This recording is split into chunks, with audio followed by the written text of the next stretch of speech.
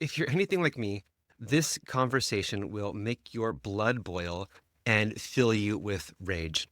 But we're talking about it because it's important to bring awareness around these events and to build community and support one another when there are people at the government policy level that are saying that death is better than living with a neurodivergent condition. Hey, welcome back to It's Just ADHD. Today we've got an interesting episode. It's a little heavy at times, but we're looking at correlation versus causation. And today we're going to delve deep into the critical discussion surrounding correlation versus causation, particularly in the context of ADHD and autism. We're going to address some of the misinformation stemming from recent comments by RFK Jr. and explore the implications of flawed studies and the role they play in shaping public perception. We're going to examine some of the key studies linking acetaminophen usage during pregnancy to autism and ADHD, critically analyzing the methodologies and findings. We also highlight the historical and ongoing challenges faced by the autistic community, emphasizing the need for proper scientific and rigor and a deeper understanding of neurodiversity. And trigger warning, we talk about some of the upsetting consequences that take place from creating a registry that track people and some of the historical harm that's happened within the autistic community at the hands of Nazis.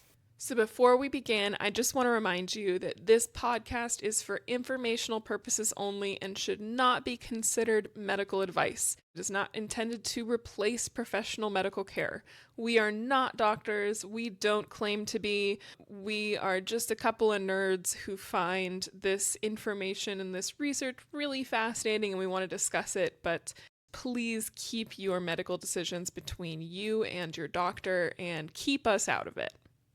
All right, let's begin. This isn't necessarily the episode that we were planning on recording originally. I know in some of the more recent episodes, we've been teasing a lot of fun subject matter. And I guess to kind of pull back the curtain on how we work, we have tons and tons of pages of research for all these different episodes in our backlog. And I'm a little bummed because we had some really fun ones that were upcoming, and this was supposed to come later.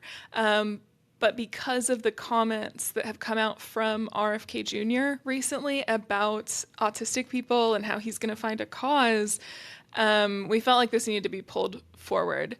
And our intention wasn't necessarily to make this podcast tremendously political. We're aware that like half of our listeners are not even in the US.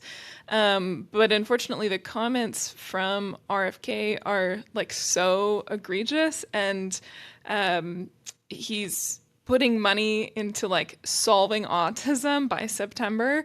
It starts to affect not just Americans, but the world itself, because now you have a government entity that is pumping money into spreading misinformation. And so this was supposed to be just more of a sort of interesting episode about correlation versus causation.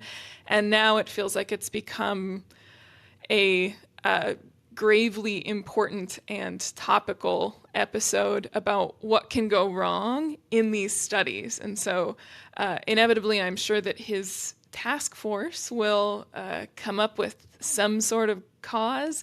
And I hope that you guys keep some of this in the back of your mind to be able to evaluate the validity of these studies.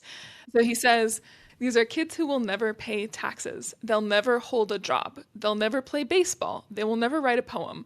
They'll never go on a date. Most of them will not even be able to go to the bathroom on their own. And so a lot of autistic people have spoken out, right? Because that isn't what autism is. But basically, he's creating this task force. And in this task force, he is going to track both the public and private data of autistic people who have been diagnosed in the United States. And this includes things like smartwatch data, DNA records, so private information that isn't even part of your medical records to help and, in his mind, find the root cause of autism. And one of the other pieces of this that's super concerning is that the guy who is in charge of this, that he's put in charge, has never had a medical license. His dad had his medical license taken away. And they did an experiment where they gave autistic kids a chemical that is used to chemically castrate prisoners. So and now he's like in charge of all the autism data. Yeah, his name was David Geier, and he was disciplined by Maryland regulators more than a decade ago, I think in 2011, for practicing medicine without a license. That's crazy. So his dad, Mark Geier, was lost his license. He was delicensed, lost his license, and was also disciplined. It says with numerous violations of the Medical Practicing Act, including unprofessional conduct in the practice of medicine, willfully making or filing false reports or a record in the practice of medicine, willfully failing to file or record any medical report as required under the law, practicing medicine with an unauthorized person, or aiding an unauthorized person in the practice of medicine, grossly overutilizing healthcare services, failing to meet appropriate standards for the provision and quality of medical care, and failing to keep adequate medical records under the Maryland Health Code. And so David Geier was disciplined by Maryland courts, and the Autistic Self-Advocacy Network has previously objected to Kennedy's nomination to lead the Health and Human Services and spoke out against the agency's hiring of this guy. The Maryland Board of Physicians disciplined him in 2011 for practicing medicine without a license. So this whole thing makes my blood boil. It's so alarming for so many different reasons. It's so dismissive of what it's like to live with a condition like this that is like not at all the way he's describing it, right? It's like the way he's describing it is not how people with autism live. And also, it makes it sound like there's something wrong with all those things. There's something wrong with autism, like it's the worst thing you could possibly have. But like, Well, and I there's love that lots of the first thing he mentions too is they'll never pay taxes. right. So that's just wrong. And the way he's describing it, it's like he's talking about something else. He's talking about like some other more severe disability, and he's just completely misinformed. I work with so many engineers who are great at their job that have an autism diagnosis. I've worked with so many designers in the past. Like Elon Musk himself has come out and said that he is on the spectrum, right? And the whole idea of like creating a registry and finding people, and the sad thing is like, what does he want to do? Because this isn't, we don't live in this in America. We don't live in a system in which we want to find out what's wrong so we can provide better resources. There's a lot the government can do to provide better resources to help people with Programs which they have defunded. that's the point. That's it right there. And that's why it's so infuriating. There are programs that they have defund. Instead, they're pouring money into cataloging people with autism, and for what? To do Well, and the what for with? what I think is the most chilling part because Yeah. regardless of your support needs, you have certain basic fundamental human rights, regardless of whether you pay taxes or whether you're able to throw a baseball or even whether or not you're able to go to the bathroom on your own. You still deserve human rights. And so the guy that he put in charge of this, so it's Dr. Mark Geier. I'm not sure if I was saying his name right, but him and his son had, and by the way, his medical license has been revoked, and his son never had a medical license, but they opened up this clinic. And based on this theory, which is unsupported, that autism is caused by testosterone and mercury. So they want to lower the testosterone, so they gave them a drug called Lupron. And so there's a quote. He goes, "Lupron is the miracle drug," and they developed the Lupron protocol, where these people claim they've found miracle cures, and they tend to give medications to young kids, and the parents will see these tremendous jumps in their child's ability. But the thing is, again, I guess back to the whole central thesis of this episode, it's correlation and not causation, because it's actually their child hitting normal developmental milestones. Every kid is different. They might go from not being able to read to being able to read, rapidly. For unmedicated kids who are just developing, that's just part of childhood development. And so when they'll give these like crazy drugs to kids, the kids will develop normally and the parents will attribute it to these crazy drugs. And so then people are like, oh, it's miracle working and stuff like that. The really scary thing with Lupron is that it is the chemical that is used to chemically castrate sex offenders. And so these kids have these just horrific potential side effects around bone density, around their heart health, like long-term health is being jeopardized by this untested treatment. It also can interfere with puberty, and it's just painful injections. And so a lot of autism experts have spoken out about this and said that it's like horrific that they're doing it. So this is actually a quote from Simon Baron-Cohen. He's not my favorite guy Yeah. because This unfortunately guy. Simon Baron-Cohen was the one that came up with the extreme male brain theory. And this is one of the lovely episodes that's in our backlog that we haven't gotten around to making yet, that I do want to dig a lot deeper into this sort of unsupported theory. But Simon Baron-Cohen is a pretty big deal in the autism community. He's the one that wrote the autism quotient, which is the part of the diagnostic criteria, which I disagree with the way he wrote it, but I don't think he's like a bad dude. I've gone on my whole like journey doing research for the episode that I want to air. At any rate, so Simon Baron-Cohen, a big figure in autism research, director of the Autism Research Center. And so this is a quote from him. The idea of using Lupron with vulnerable children with autism who do not have a life-threatening disease and pose no danger to anyone without a careful trial to determine the unwanted side effects or indeed any benefits fills me with horror.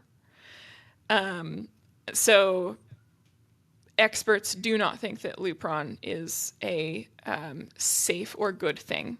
And so they went and gave all these kids all these chemicals that are used for chemical castration. And now, bringing it back to the RFK Jr. thing, he is the one that's in charge of the autism database. And so when you're saying, what are they going to do with this data? Well, this guy has already done very scary things, very abusive things to autistic children. And so it terrifies me that he's now going to have a database with everyone's information of both private and public, public, your private healthcare records, as well as data from companies like your smartwatch. Yeah, and it's horrifying, and it's because they're demonizing autism as if you can't be a functioning member of society, and we know that that's not how autism works. It's like he wants to eradicate this thing he clearly doesn't understand. He doesn't want to help. And you said something a minute ago that I think is really important, which is like we all deserve basic human rights. So even if it's autism or not, if you have a severe disability and you need help with things, that doesn't mean you should be like chemically experimented on. It means like you deserve human rights and like you deserve to live a full life, and you probably need resources, and we all need resources and help in different ways. And that's when you think about a government that should be supporting its people, it should be into programs like that help people who have autism, who don't have autism, who have different disabilities, that can help society as a whole by making more people that can by helping people to participate in society, not like rounding people up to eradicate something that is fundamentally misunderstood because they're looking at the wrong data. They're looking at it the wrong way. They've drawn the wrong conclusions from what they're seeing. They're seeing something and they're pointing somewhere else because they made up their minds on something. Yeah, let's jump into it. This was originally not supposed to be such a heavy episode. It was supposed to be more of an interesting case study on a correlation versus causation thing that actually tripped me up when I first read this study that came out, because I was like, wow, this data looks really compelling, but it does not match my understanding of what causes autism and ADHD. So what's going on there? And so I wanted to do a little bit more research and break it down for you guys. So trying to bring the mood back up, even though we just talked about some awful, awful stuff. But, there's no better way to bring up the mood and have some fun than some legal drama. Maybe that's just me, but I love watching legal drama type of stuff on YouTube where lawyers will like break down cases and explain the behind the scenes stuff. It's kind of fun. So one of the big lawsuits that has happened in the last couple of years is actually against Johnson and Johnson, who are the makers of Tylenol in the United States. And so Tylenol, the active ingredient, it's a painkiller. Active ingredient is acetaminophen, or for other global listeners, paracetamol is the active ingredient. And so there's been a number of studies showing that mothers who take acetaminophen or paracetamol during pregnancy are more likely to have kids with ADHD and or autism. So what's happening there? So that's super interesting. What are these studies like? Where's that correlation coming from? Yeah, so um, obviously, medications have to be researched before they're released to the public. There's varying rigor and standards in different countries, but overall, there's kind of this global consensus that acetaminophen is safe, or Tylenol. So the U.S. Food and Drug Administration and the European Medicines Agency both consider acetaminophen to pose minimal risk during pregnancy, and they've come to that conclusion after some research. Not only that, but acetaminophen is used so widely by so many people that I think the sample sizes have got to be huge in our ability to like look at what acetaminophen actually does. And not only that, but like it's the thing they recommend when you can't take anything else. Like you can give Tylenol to babies at low doses, and it's the thing you can give like to pregnant women, and like when you can't take ibuprofen and other more harder painkillers, Tylenol is like the easygoing one. So Yeah, that's exactly right. So, like aspirin and ibuprofen, which are ibuprofen is non-steroidal anti-inflammatory medication, can cause fetal organ damage. And so, actually, acetaminophen is the painkiller of choice, according to most health experts, for pregnant people. Despite all that, there was a 2021 consensus statement by an international group of scientists and clinicians recommending that pregnant individuals forego acetaminophen unless its use is medically indicated, among other precautionary actions, due to the potential risk of developmental disorders such as autism and ADHD. And so from there, a lawsuit popped up. Actually, a number of lawsuits popped up against Johnson and Johnson, which is the parent company for Tylenol in the United States, as well as pharmacies in the United States, such as Walgreens, CVS, and Costco. Because that's where these parents purchased the medications containing acetaminophen. this was in 2021. I think this was shortly thereafter. I don't know when the cases started, but I do have updates from 2024 when they recently made a Wow. ruling.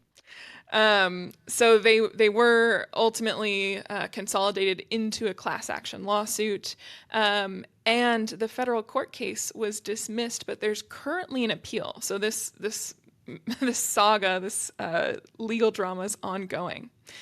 So in that consolidated case, the plaintiffs, so the people who were suing on behalf of pregnant folks, lost, but they submitted an appellate brief. So an appellate brief is a written argument submitted to a court of appeals that argues why a trial court had made an error. So why a lower court in the sort of hierarchy was mistaken in their ruling.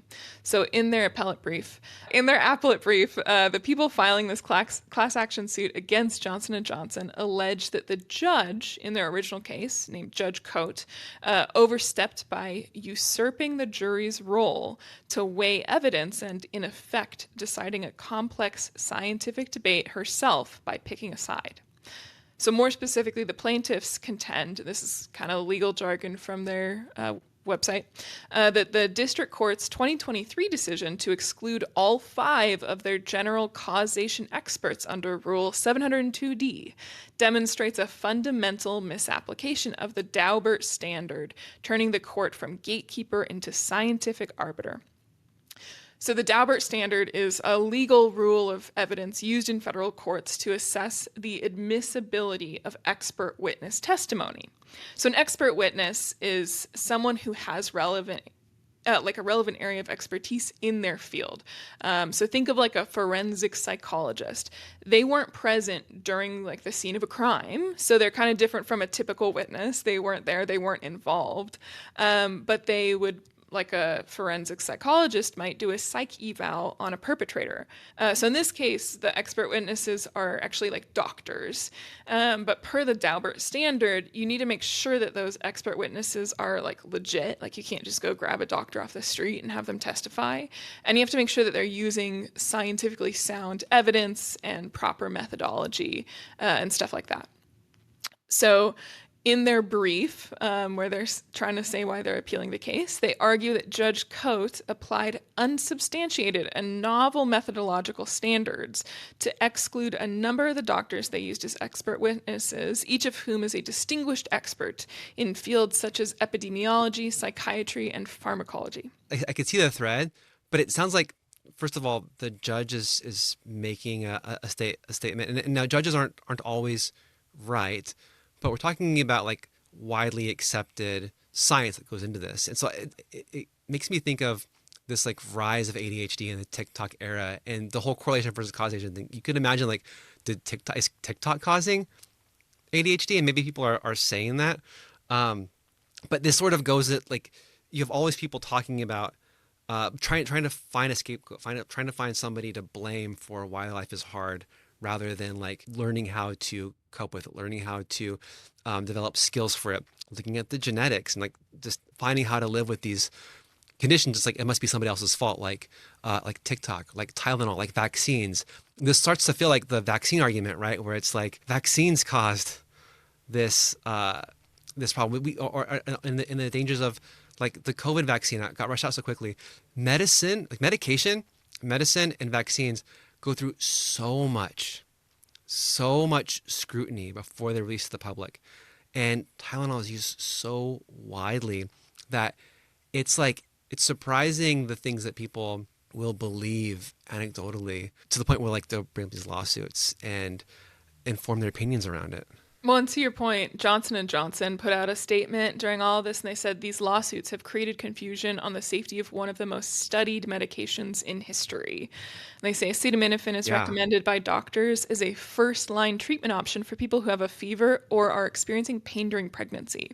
It's scientifically known that not treating these conditions may have serious health consequences for both the mother and the baby. And so something like this can feel relatively benign, but actually, if you scare mothers and scare pregnant people out of taking medications to treat their fevers and to treat chronic pain, it actually could also have adverse impacts on the child, which kind of reminds me of, when we did our medication episode, a lot of people with ADHD medication talk about the side effects that can potentially come up with ADHD medication, but you very rarely talk about the potential consequences of not treating ADHD and potentially not using medication, because there's a cost to either side. And so I'm not saying I'm like pro medication in every situation. I'm just saying that both sides, the pros and the cons, need to be evaluated against each other to make sure that you're making an informed decision in these scenarios. So it's not that one side is universally safer than the other. But especially when you're saying like the medication is causing some effect that we deem worse than some other outcome, right? Like you see this with vaccines. People complained about the COVID vaccine, or all the anti-vaxxers that are saying vaccines are like giving their kids autism or ADHD or whatever, when not having access to the vaccine actually does create a lot more public health risk, right? Like not having access to a COVID vaccine can be deadly. And we saw this play out recently with, what was it, measles? Yeah. Right? Like measles is a disease we had eradicated in this country. It's brutal, it's horrible, and it's something that it kills kids. We can prevent that. There's zero evidence that vaccines have anything to do with any kind of neurological condition. And there's so much evidence that having access to the vaccine actually saves lives and can eradicate diseases. And here recently we've had measles come back after being eradicated for over 100 years. It's wild. It's great. We're living in a wild timeline. But one of the things you said, the operative word there is causation. So to dig into a little bit more why she threw out all these expert witness testimonies was because they were presenting causal evidence, not correlation, but they were trying to prove causation in a way that she said was not scientifically sound. And then the plaintiffs came back and said that she cares more about the implications of the ruling for pregnant women than actual scientific rigor. So they're kind of throwing shots at this judge. But in her 148-page ruling, she says, this is a direct quote, instead, the unstructured approach adopted by the plaintiff's experts permitted cherry picking, allowed a results-driven analysis, and obscured the complexities, inconsistencies, and weaknesses in the underlying data. So that's why she threw out all of those expert witnesses, was just because they were trying to allege a causal relationship in a non-rigorous scientific way. But the Second Circuit's ruling is going to be anticipated in early 2025. So this is ongoing. We'll see the success of their appeal to a higher court. So do you want to go ahead and actually dig into one of those studies? Yeah, let's talk about it. Yeah, because when I first read this, when it first came out, I was like, this actually is pretty compelling. And I was trying to figure out why it doesn't match. You know, anyone who's been listening to the show, we talk about it all the time. These things are genetic. We're not at the question of whether it's genetic, it's specifically which genes and to what degree. And we'll talk about some of those genes a little more, like my favorite thing. I love talking about these genes, but in the research world, it's not if it's genetic, it's but anyway, this is a study in the United States, and this particular one that recently dropped tracked a cohort of 307 African American women from 2006 through 2011 who agreed to give blood samples during their pregnancy. So the researchers tracked plasma biomarkers for acetaminophen in their blood samples. And then the study followed the children of these women for 8 to 10 years. Among the women who did not use acetaminophen during pregnancy, the rate of ADHD diagnosis for these kids was 8.6%. But for the women who did use acetaminophen, and for whom it showed up in those blood samples, the ADHD rate of diagnosis was 17.7%. So it was around twice as likely. And so these stats were so actually I misspoke. This was just for women who took acetaminophen. It was double. So binary yes or no, have you ever taken it while you're pregnant? But as a next step, they also looked at the blood samples of the women. And so for the people who both took it and it showed up in your blood sample, in the plasma sample, they had a 3.15 times higher likelihood of an ADHD diagnosis. So basically, if you take acetaminophen at any dose, it doubles the ADHD rate. And if you take enough for it to be present in the blood, it triples the ADHD rate. This sounds compelling, right? Because Very. you have like a group of people that have been looked at longitudinally. So over time, you've seen them progress. You have their blood samples, so that gives you biomarkers. And so you're looking at acetaminophen and ADHD. I'm curious where this goes, though, because my initial reaction is thinking through this is like, those are two data points, right? Acetaminophen and ADHD are two data points. Are they all related? Like you could pick any data point, right? That anything that was in their blood, you could pick anything and say, did this attribute to the ADHD? There's so much like noise in that sample that it's hard to say it was specifically one thing, especially if you look at any like socioeconomic aspects, like where do they live, what access do they have resources to, like their ability to get their kid diagnosed. Now maybe I'm jumping ahead a little bit. I need to hear more about this because those two data points feel, when compared, if we look at this, interesting, but also I don't know if there's what's connecting them. What's the actual relationship here? Yeah, so I think you're kind of getting close on some of these. So number one, the sample size was only 307 people, and so while it is a longitudinal study, that's not a tremendously large sample. That's relatively small. Especially when you think of like the millions or billions of people that take Tylenol every day. Yeah, You're basing something on 300 people. yeah. And there's another detail. I don't know if you caught it when I first said it, because I said it fast, but the study was conducted exclusively on Black women. Now, the head researcher in a public statement said that this doesn't matter, and the results can be extrapolated to the entire population. But John, I disagree. Can you think of a reason why it actually does matter that they exclusively studied Black women? We don't know what these women have going on in their lives. We don't know their diagnosis history.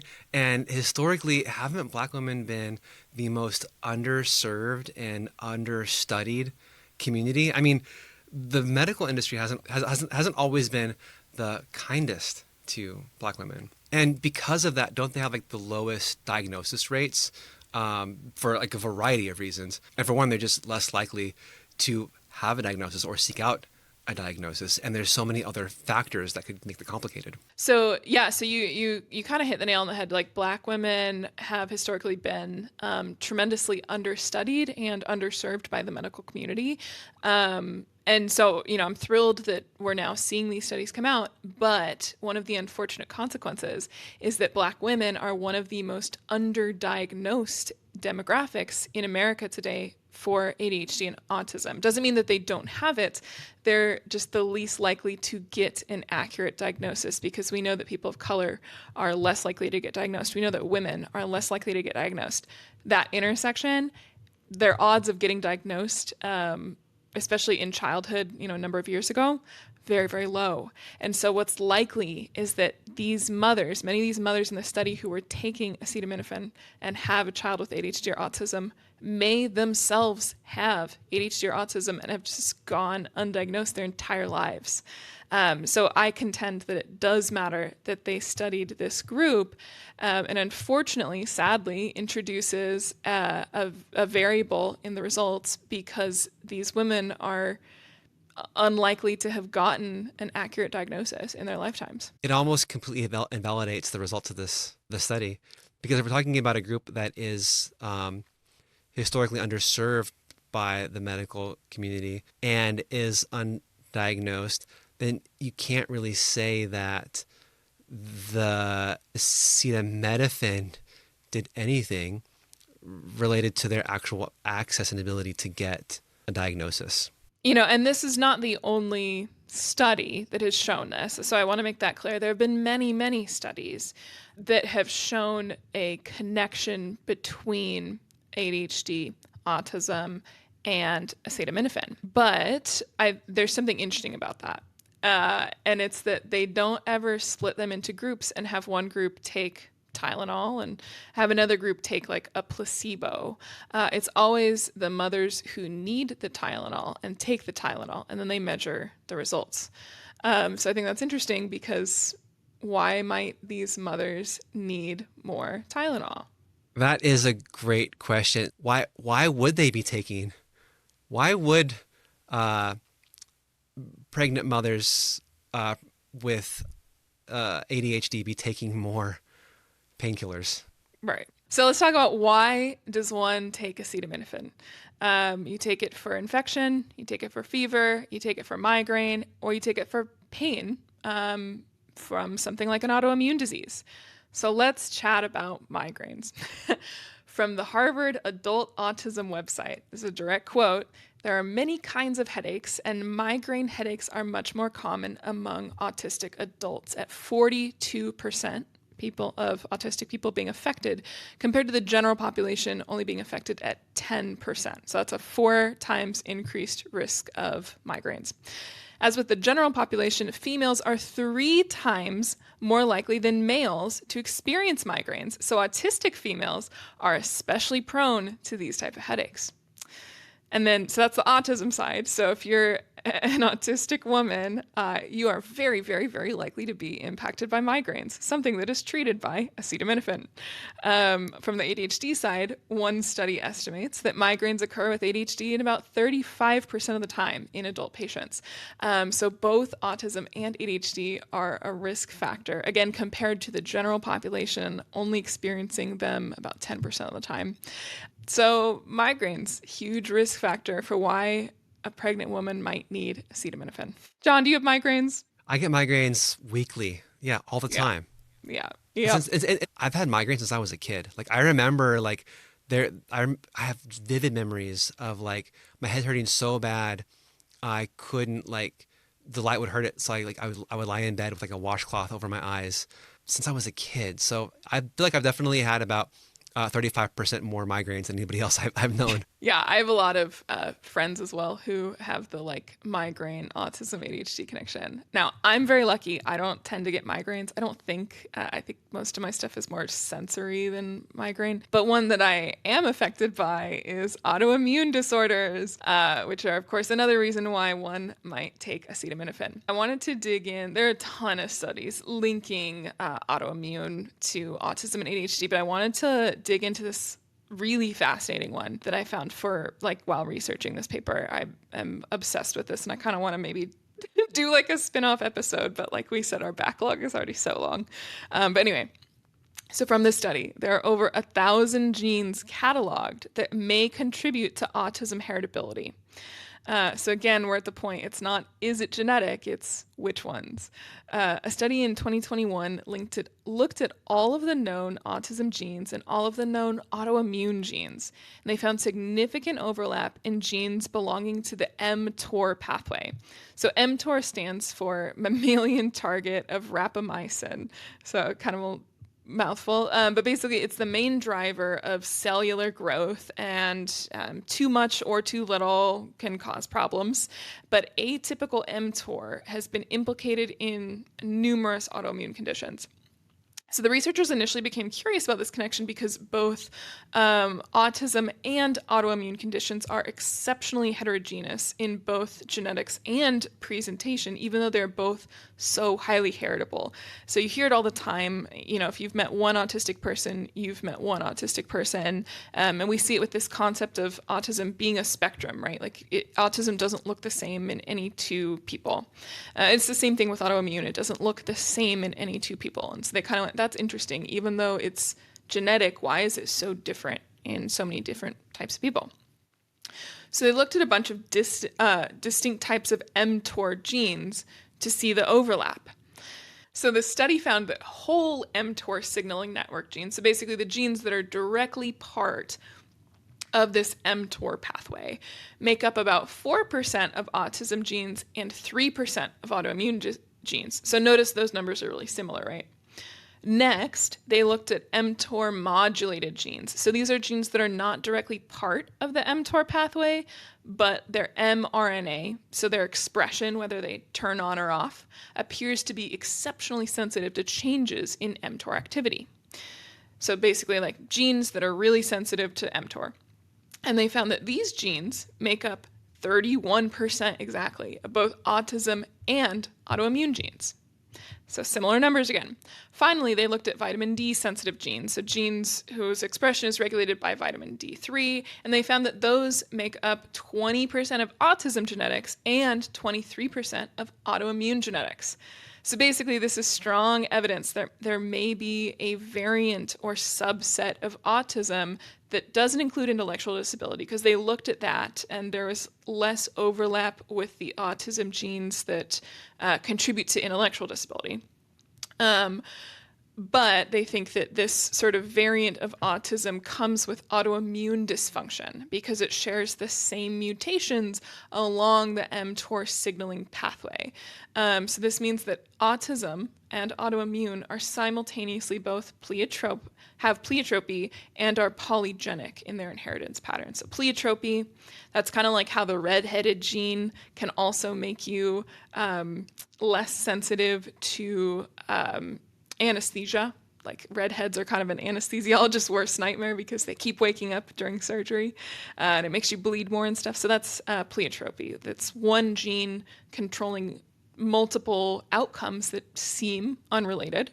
And then polygenic just means that there are a bunch of different genes that contribute to the expression. So as we said, autism and autoimmune, there's not one smoking gun singular gene. It's the amalgam of a whole bunch of different genes working together to cause this. And so basically they're saying a lot of these genes might share the same pathway. And so that's where you get these outcomes where it's both autism and autoimmune. So basically, you're saying if you're neurodivergent, you probably need acetaminophen, Yeah. right? There's enough going on there that life is painful in many ways, um, and so you probably are taking more of it.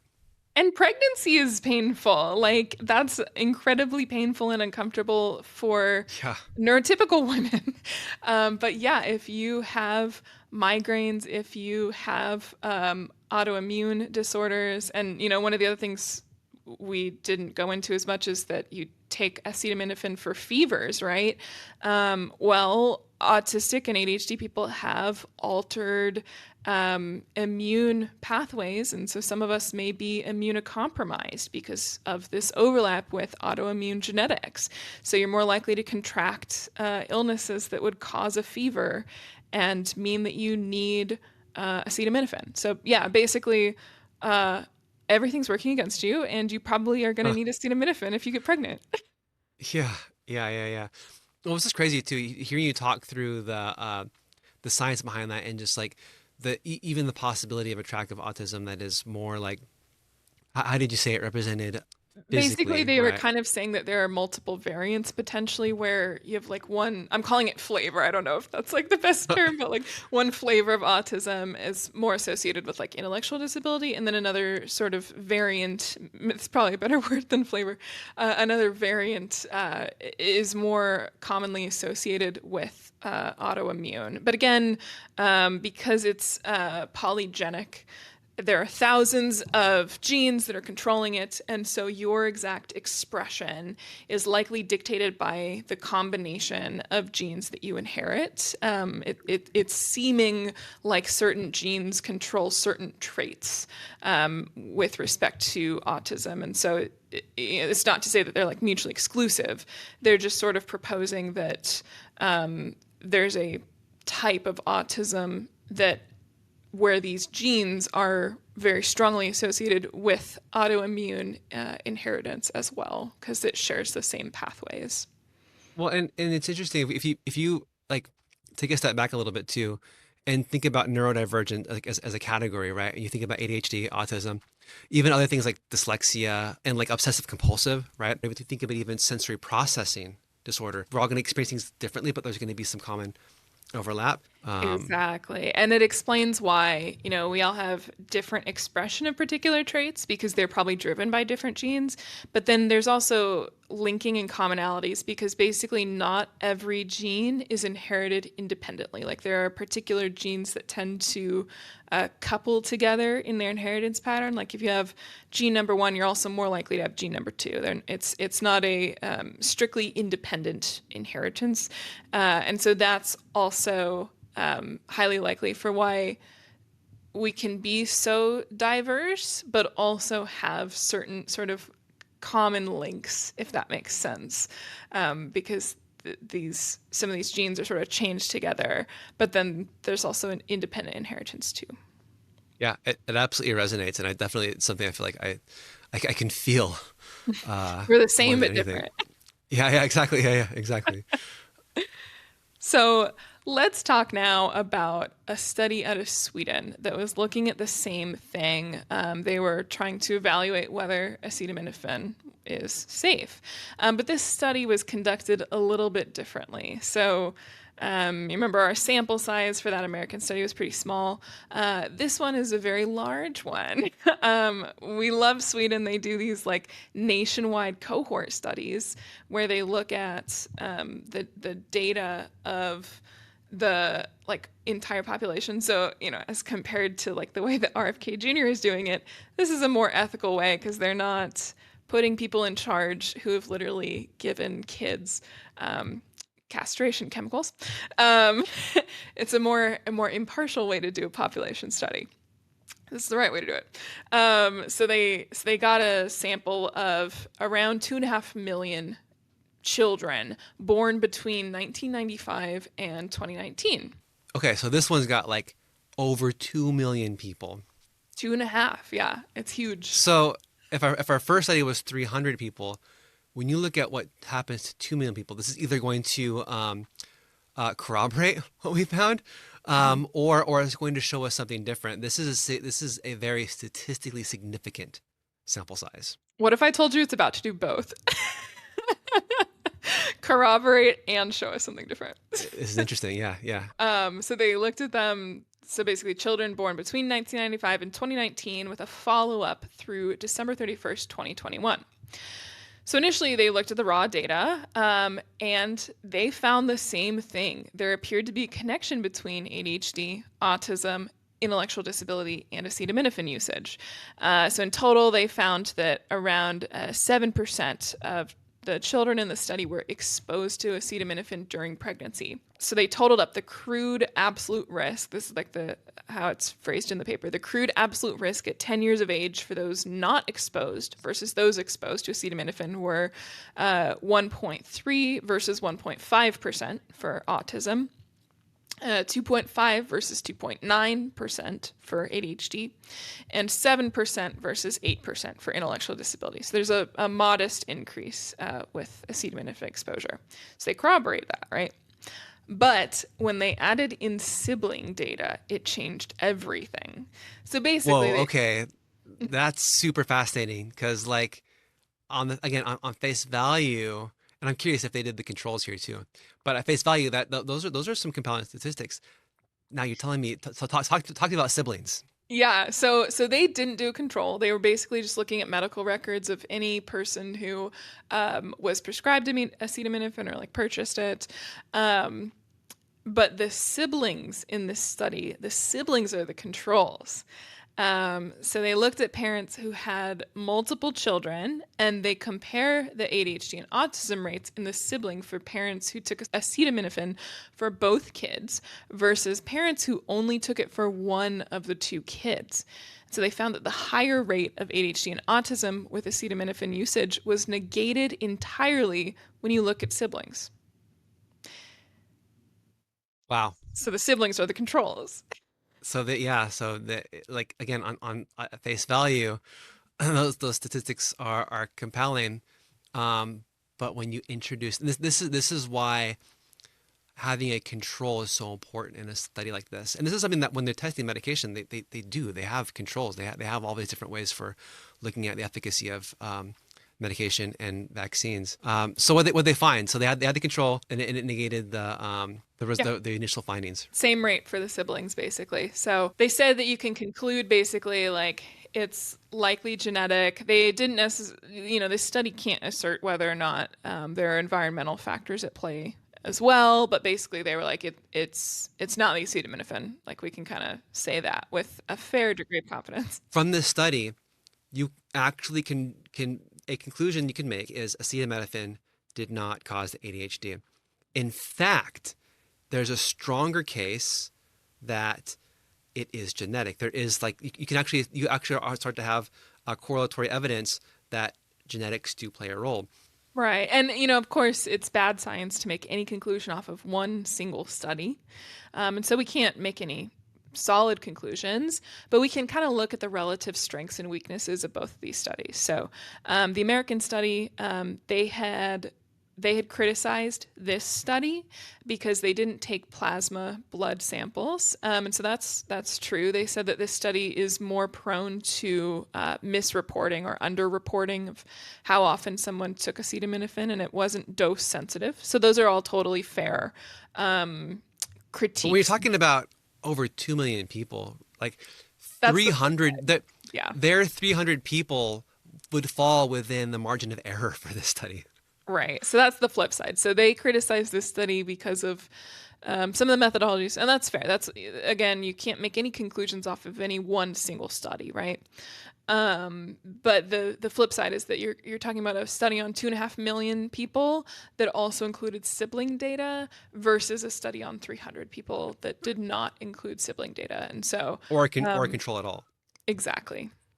Exactly. And so these match the findings in other studies as well that have been done internationally. So the Avon longitudinal study of parents and children found that birthing parents' ADHD polygenic risk was associated with acetaminophen use in pregnancy. So that was one study that was showing the inverse, not that acetaminophen caused ADHD, but that ADHD caused acetaminophen usage. That tracks. Yeah.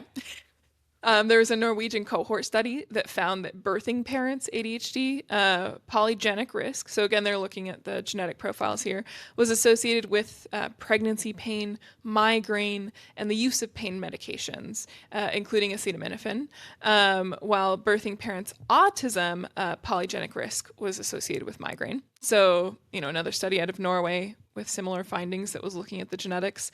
And lastly, there's a Japanese study that found that the birthing parents' autistic traits were associated with a higher degree of antenatal pain. This one is like, it's so interesting because when you're forming an opinion or a decision based on something that's been shown to you, given to you, even like if you're just scrolling through TikTok and you see things that, oh, this looks like what I have, so I must have this thing. Like, what's great about TikTok is it exposes people to these things. So the reason we're seeing a lot more ADHD and autism diagnosis in this era, it's just because we have better resources for finding it than we ever had before.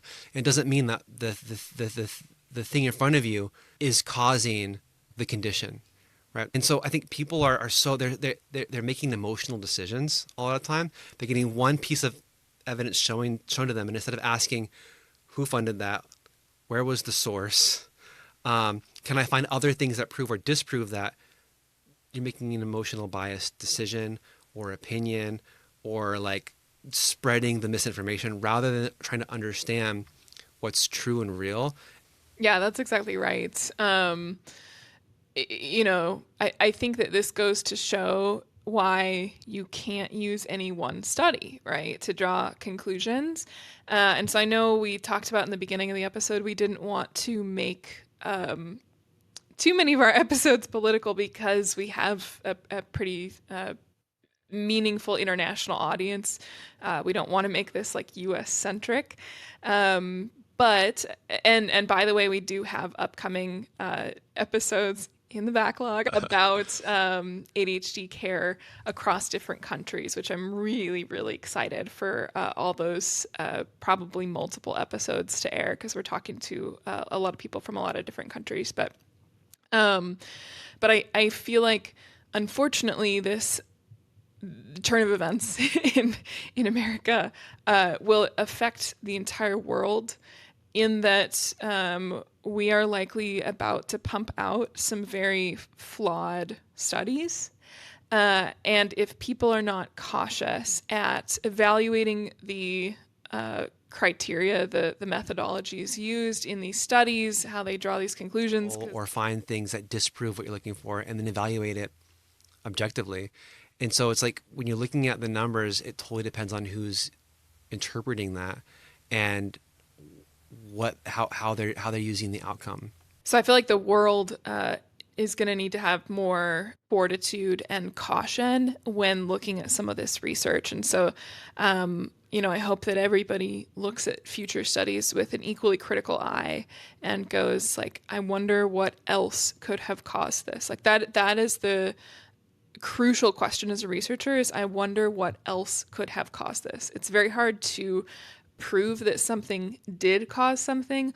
All you can do is continuously prove that something did not cause something. That is the more powerful approach in research, is to show, hey, this isn't caused by this. And the saddest thing about all of this is that we're talking about demonizing conditions that people have to live with that are not as harmful as they're making it out to be, right? They're doing these studies to find out that things are causing autism and causing ADHD, as if there's something so wrong with living with these conditions that something must be causing it.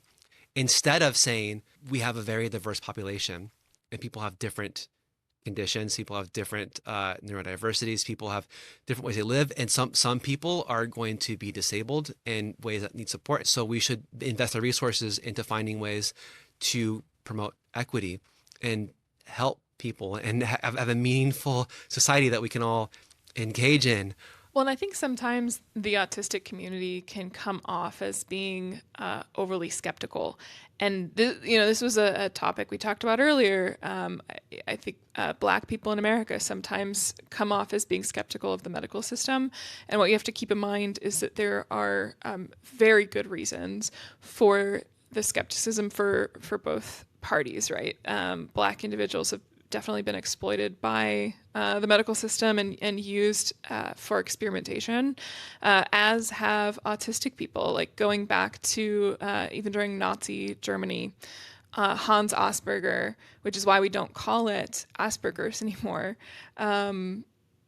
knowingly killed a lot of autistic kids. He would determine which ones were good enough to keep alive because their brains were good at systemizing, and the ones that were not, they sent them off to concentration camps to be killed. And so there's a pretty long legacy of experimentation and stuff done on autistic kids and autistic adults. As we talked about, there was the giving of medications that chemically castrate you just because. So there's just this very long legacy. I mean, even RFK Jr., his grandfather lobotomized his daughter, so that that's in their family, that they kind of look down on people who are whose brains are different. So it's kind of horrifying. And that's why like even the registry and tracking people is so scary, because we're talking about like within relatively recent history, Nazis performing life-ending experiments on people Right. in the autistic community. So yeah, it is scary. There are even very high rates of even the quote unquote treatments being bad, right? Like there's this very long legacy of like caregivers are far more likely to be physically abusive to autistic kids, for example. And that's part of Yeah. why people don't like Autism Speaks as a company, even though they are the biggest autism charity, unfortunately, because they have gone to court to help support the parents who physically abuse their autistic kids. Wow. So even if you're not talking about a medical context necessarily, autistic people get abused by these systems, and so we tend to be more sensitive, I guess, about who has our data and what they're doing with it and why they're trying to study us, because I think we get treated like zoo animals quite a lot. So all that is to say, like when we're as the public looking at any study or trying to form opinions or decisions or anything, it's so important to look at the underlying, try to cross-reference it, look at where it's coming from, and be able to like make good decisions based on good data sets. And like again, it's sad because like if you all of this framing makes it sound like we have to find what's wrong with autistic people, because it sounds like autism is like this horrible thing to live with. But if you're out there and you have a neurodivergent condition, if you have ADHD, autism, I hope that you're okay. And having a neurodivergent condition isn't a death sentence. And it's unfortunate that we have to frame things in this way. Yeah, I think it's if you aren't struggling, it sucks that people are making you out to have this horrendous condition, and if you are struggling, you deserve support and not demonization. And this is really detracting from the concept of providing support, and is really feeding into this idea that we should just be like eradicated, which is pretty horrific. Remember to always use a critical mind when you're looking at studies, and above all else, ask yourself the question, what could have caused these results? What else could have caused these results? That's how you have proper scientific process. Well, thank you so much, Tara. This has been an interesting one. So thanks for putting this all together. Yeah, I wish it would have been a more fun one. It was supposed to be a little bit more lighthearted, but we will be back soon with more fun content, more lighthearted content. Yeah. So thank you so much. Thanks for listening, and see you next time.